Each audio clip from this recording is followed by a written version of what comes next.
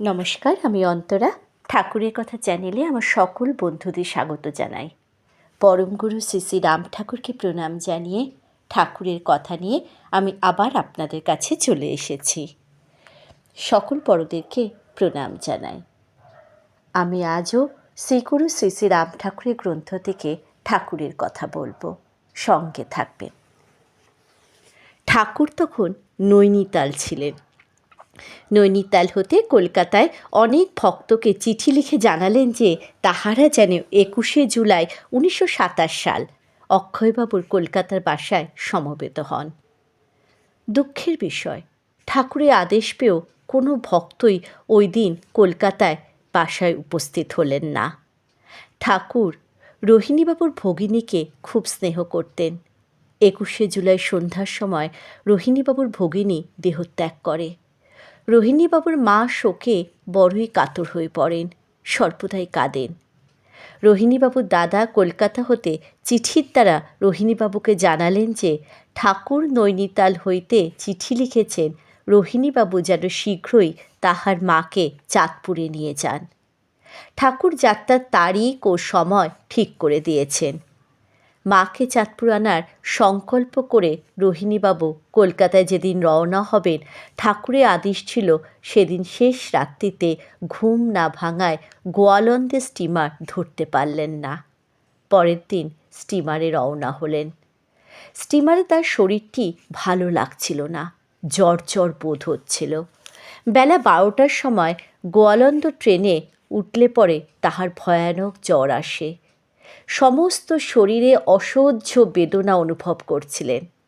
রাত্রি 8টার সময় অতি কষ্টে কলকাতায় বাসায় তিনি উপস্থিত হন। রোহিণীবাবু দাদার নিকট শুনলেন ঠাকুর 3 দিন পূর্বে নৈনিতাল হতে কলকাতাতে তাহাদের বাসায় উঠেছিলেন। তিনি নাকি তাহার উপর ভয়ানক রাগ করে আছেন এবং তিনি এখানে আজ আসব বলে ঠাকুর সকালে এখান হতে বিডন স্ট্রিটে ইন্দুভূষণ বন্দ্যোপাধ্যায় বাড়িতে চলে গিয়েছেন, এইটা শুনে যে রোহিণীবাবু আজ এখানে আসবেন। আরও বলে গিয়েছেন তিনি নাকি তাহার মুখ দর্শন করবেন না। এই সকল কথা রোহিণীবাবু বিশ্বাস করলেন না। যিনি তাহার গুরু স্বয়ং ভগবান, তিনি নিশ্চয়ই তাহার কোনো অপরাধ লইতে পারেন না।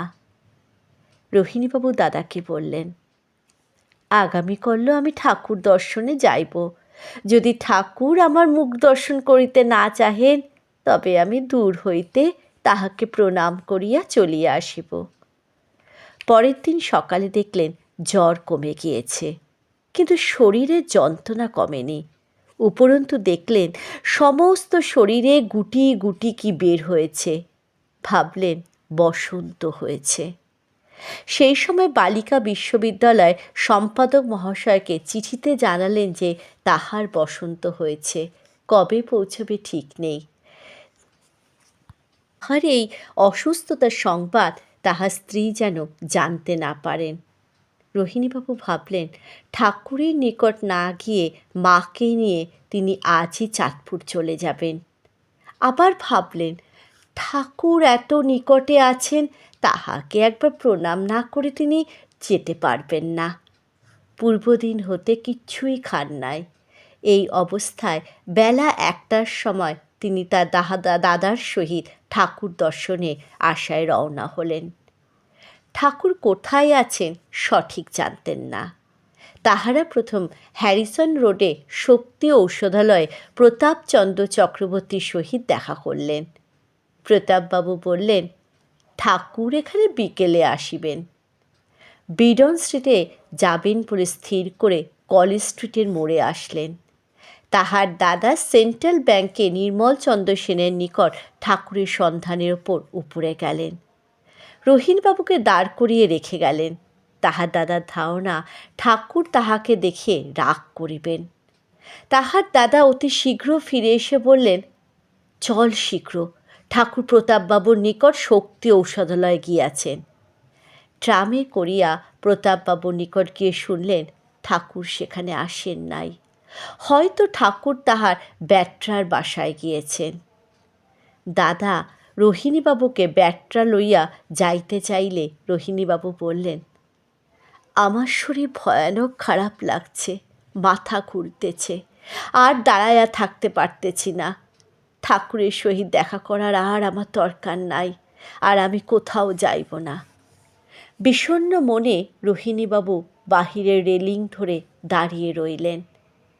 ঠাকুর ঠিক তখনই তাহার পেছন দিয়ে গুরু ভ্রাতা শ্রীযুক্ত কেশবচন্দ্রের সহিত ঘরে প্রবেশ করলেন, কিন্তু রোহিণীবাবু কিছুই বুঝতে পারলেন না। রোহিণীবাবুর দাদা তাহাকে ডেকে বললেন, ঘরে আয়, ঠাকুর আসিয়াছেন।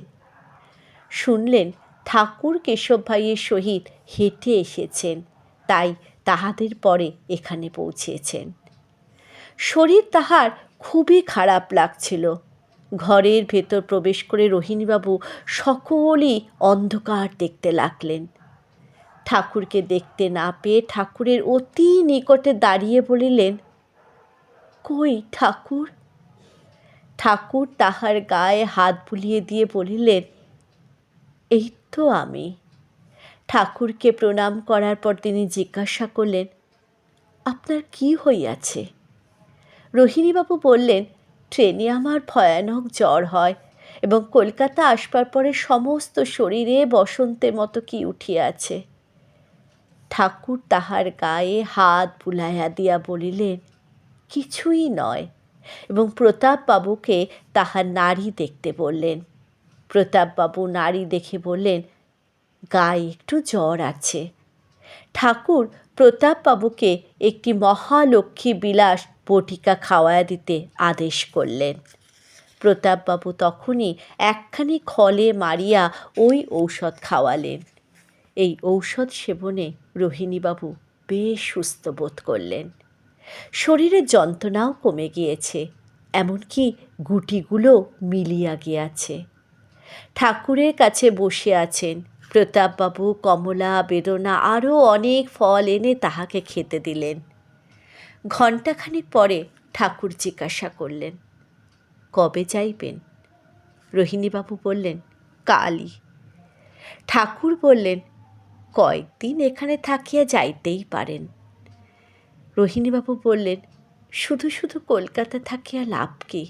আপনি যদি আমার সহিত চাঁদপুরে যাইতে রাজি হন, তবে আমি 10-12 দিনও থাকতে পারি। ঠাকুর রোহিণীবাবুর সহিত চাঁদপুর যাইবেন স্থির হল। তাহার মন আজ আনন্দে ভরপুর। ওই স্থানে বসে চাঁদপুর বিদ্যালয় সম্পাদককে পুনরায় চিঠি দিয়ে জানালেন তিনি চাঁদপুর যেতে আরও 10-12 দিন দেরি করবেন। জয় রাম, জয় গোবিন্দ।